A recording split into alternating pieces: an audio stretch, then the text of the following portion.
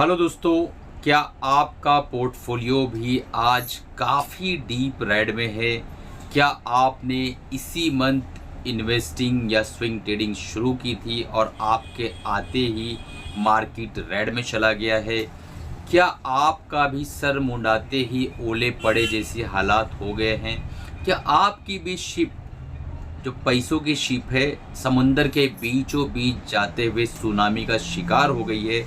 आज इस वीडियो के अंदर 4 पार्ट होने वाले हैं और चारों पार्ट में मैं आपको कंप्लीट समझाने वाला हूं कि अगर मार्केट के अंदर करेक्शन आती है तो उसका क्या मतलब निकाला जाता है, और करेक्शन और क्रैश किसे कहते हैं, और उसके बाद मैं बताने वाला हूं हिस्टोरिकल डाटा के साथ कि मार्केट अब किस तरीके से रिएक्ट कर सकती है।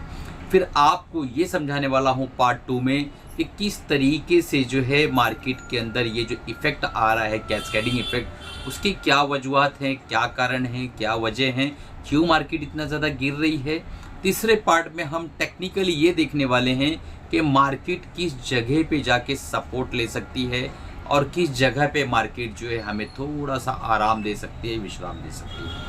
और चौथे पार्ट में, जो कि बहुत इम्पॉर्टेंट पार्ट है, मैं ये बताने वाला हूँ कि एक रिटेल इन्वेस्टर या ट्रेडर जो स्विंग ट्रेड करता हो या इन्वेस्ट करता हो अल्ट्रा शॉर्ट टाइम के लिए, मीडियम टाइम के लिए या लॉन्ग टाइम फ्रेम के लिए, तो वो इस वक्त क्या निर्णय ले, अपने पोर्टफोलियो के साथ किस तरीके से बिहेव करे ताकि वो 2 पैसे बना के निकले या एटलीस्ट गवाए नहीं। तो लास्ट तक देखिएगा बिना स्किप किए, ताकि सारी चीज़ें आप समझ सके और आप जो है अपना डिसीजन खुद ले सके, अपना निर्णय खुद ले सके।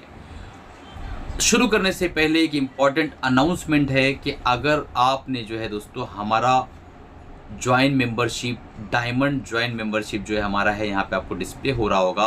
अगर आपको ये देखना है कि मैं क्या बेट ले रहा हूँ और किस स्टॉक में काम करने का मेरा प्लान है, कंप्लीट लर्निंग वीडियोस आपको वहाँ पे मिलने वाले हैं, कंप्लीट जानकारी वहाँ मिलने वाली है। तो डायमंड बटन जो कि आज से मैं इंट्रोड्यूस कर रहा हूँ, उसे तुरंत ज्वाइन कर लो। नीचे आपको ज्वाइन का जो है बटन आ रहा होगा, ठीक है। अब चलते हैं, आगे बढ़ते हैं। चैनल को सब्सक्राइब कर लो, बेल बटन दबा दो ताकि जब भी नए वीडियोस डाले आप लोगों तक पहुंच सके। क्या हमारे चैनल पर पहले आपको इंटीमेशन, पहले कुछ संकेत दिए गए थे कि मार्केट नीचे आने वाली है?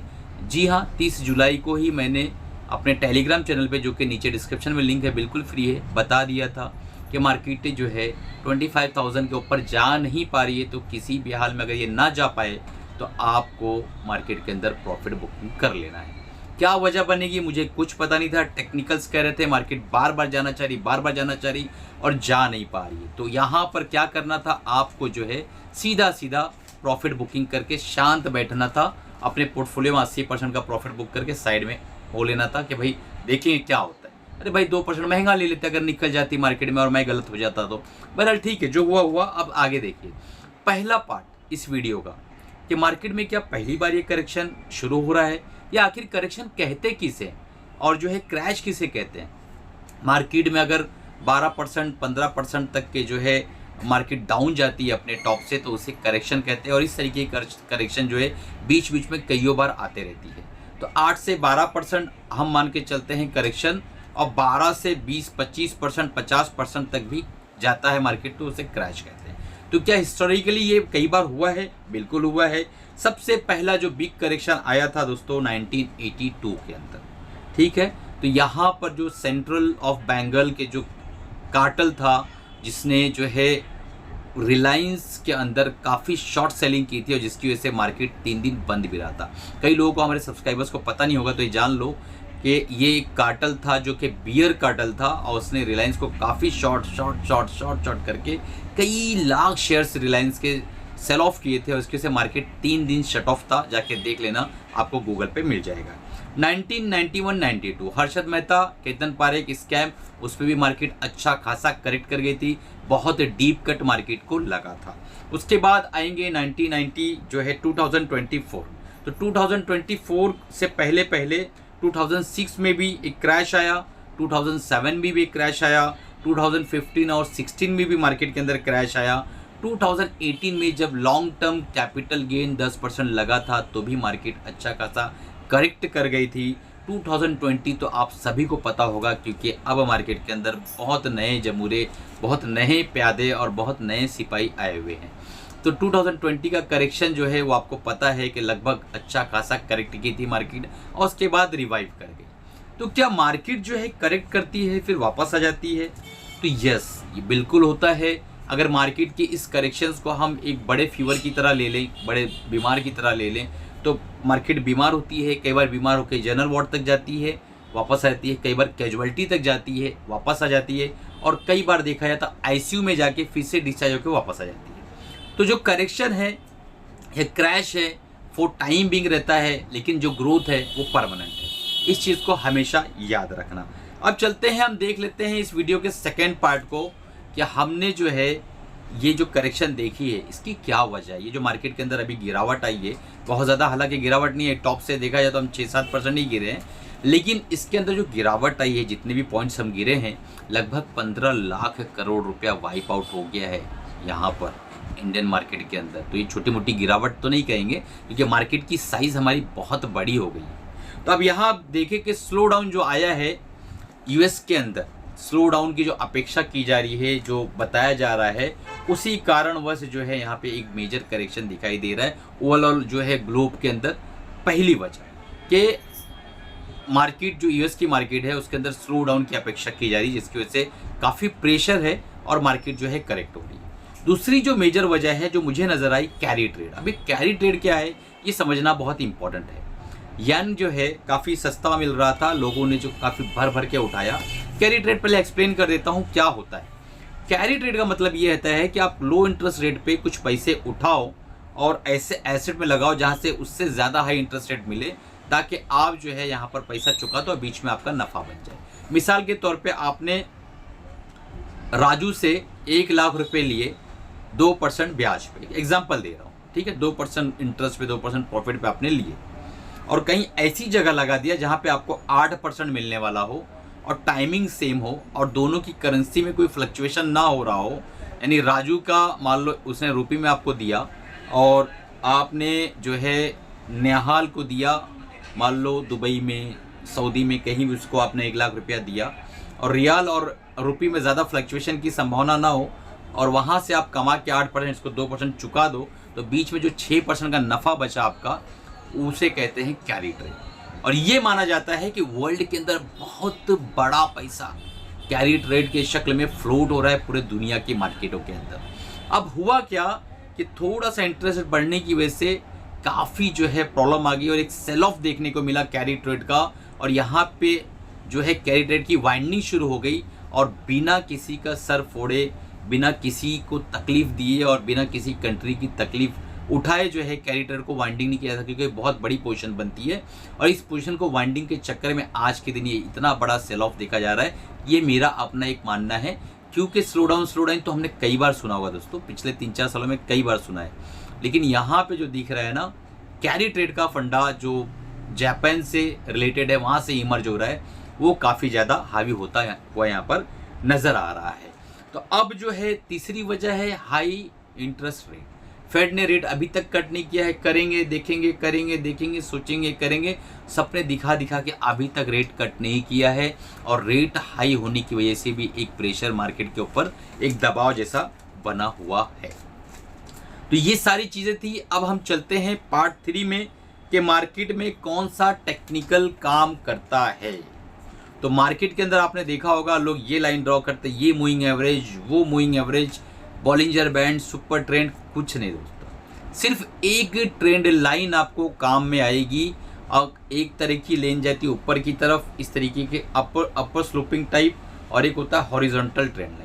तो हॉरिजॉन्टल ट्रेंड लाइन वीकली और मंथली टाइम फ्रेम में आप लगाइए, वही आपके काम में आएगी, वही आपको दिशा और दशा आपकी तय करेगी।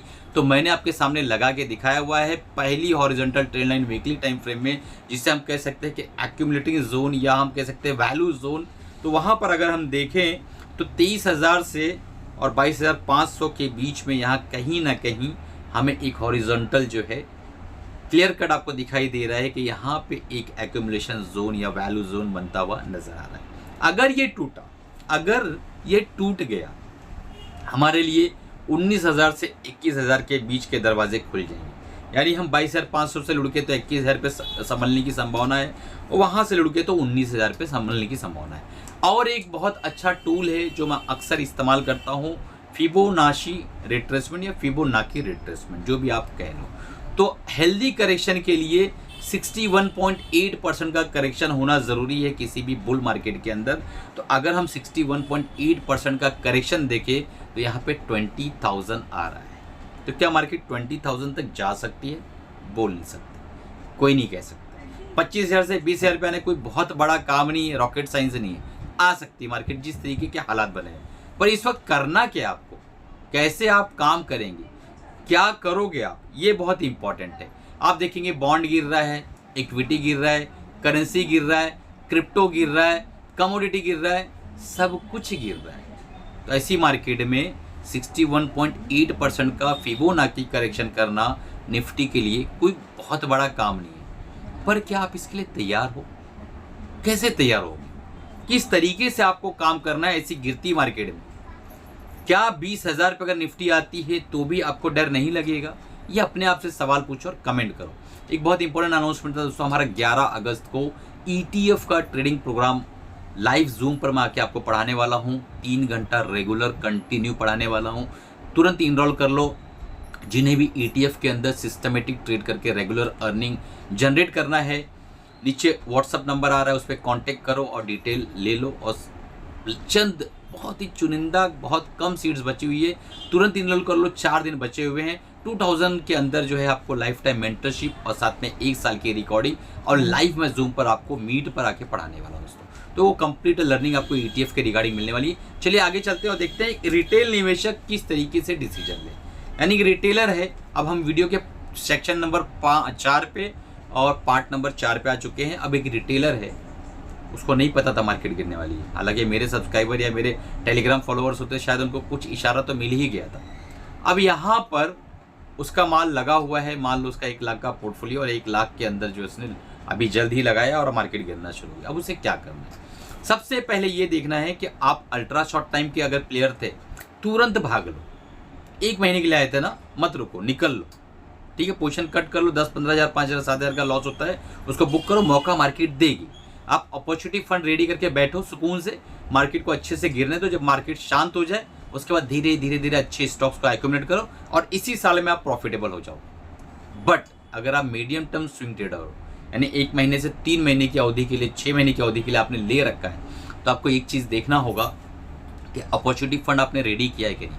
अपॉर्चुनिटी फंड ऐसा फंड जो मार्केट में आप रेडी करते हैं जब मार्केट के अंदर गिरावट आती है तो आप नीचे एवरेज करने के लिए। अगर आपने अपॉर्चुनिटी फंड रेडी नहीं किया है तो आपको रेडी करना पड़ेगा। क्यों रेडी करना पड़ेगा? क्योंकि आपको जो अपॉर्चुनिटी कॉस्ट है, जहां आप इस वक्त बैठे हो लेकर, वहां से अगर मार्केट नीचे आती, फिर नीचे से वापस 1 साल बाद ऊपर चले आती है, तो उस वक्त आपको क्या फ़ायदा होगा? कुछ फ़ायदा नहीं होगा, आप बैठे रहोगे। आप आए थे ट्रेडिंग करने 3 महीने के लिए, आप बैठे हो 1.5 साल तक, तो आपका टाइम भी ख़राब हुआ, आपका पैसा भी ख़राब हुआ। इसलिए आपको ये देखना होगा मेरा अच्छा प्रॉफिट कहाँ बन रहा है, और उस स्टॉक के अंदर अगर ग्रोथ नहीं है तो उसको तुरंत कट ऑफ करो। ऐसे स्टॉक में आओ, गिर तो सभी रहे हैं, कोई 4% गिर रहा है तो कोई 3% गिर रहा है। तो 4% वाले में अगर आपको प्रॉफिट है अच्छा और वो गिरना शुरू हो गया है और ग्रोथ नहीं है तो उसको बेचो, और 3% जो गिर रहा है जिसमें ग्रोथ है उसके अंदर शिफ्ट हो जाओ। तो इस तरीके से चर्निंग कर लो। ठीक है, तो मीडियम और शॉर्ट टर्म दोनों हो गए, अल्ट्रा शॉर्ट टर्म और मीडियम टर्म हो गए। लॉन्ग टर्म वाले, लॉन्ग टर्म मतलब 1 साल से लेकर 3 साल, 4 साल, 5 साल के लिए।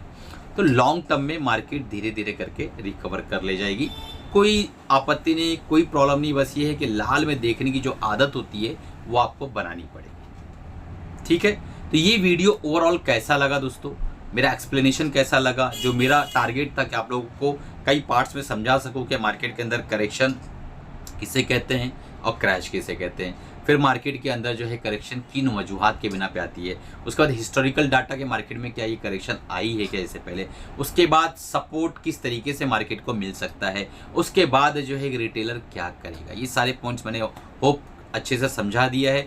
वीडियो कैसा लगा कमेंट करिएगा, अपने दोस्तों तक शेयर करिए। काफ़ी रिटेलर्स हैं जो पैनिक में है, इस तरीके का जो है अभी तक की गिरावट देखा नहीं है उन्होंने, और कोरोना के बाद से जो गिरावट होने वाली है इस तरीके के शायद अभी तक किसी ने नहीं देखा होगा। संकेत तो मैंने दे दिया दोस्तों, मेरी तरफ से कोई भी कहीं भी बात से रिकमेंडेशन नहीं है। अपने फाइनेंशियल एडवाइजर राय मशवरा लेकर काम करिएगा। अगर आप टीचर है, लॉयर है, डॉक्टर है, जॉब करते हैं, स्टूडेंट हैं, ओल्ड एज हैं, ठीक है। अगर आप रेगुलर इनकम जनरेट करना चाहते हैं तो आप हमारा ETF का ट्रेडिंग प्रोग्राम लेकर, सीख कर और कंसिस्टेंट रेगुलर इनकम जनरेट कर सकते हैं दोस्तों। चलिए मिलते हैं अगले प्रोग्राम में अगले वीडियो के साथ। तब तक ये कमाते रहिए, खुश रहिए, अपना और अपनी फैमिली का ख्याल रखिए।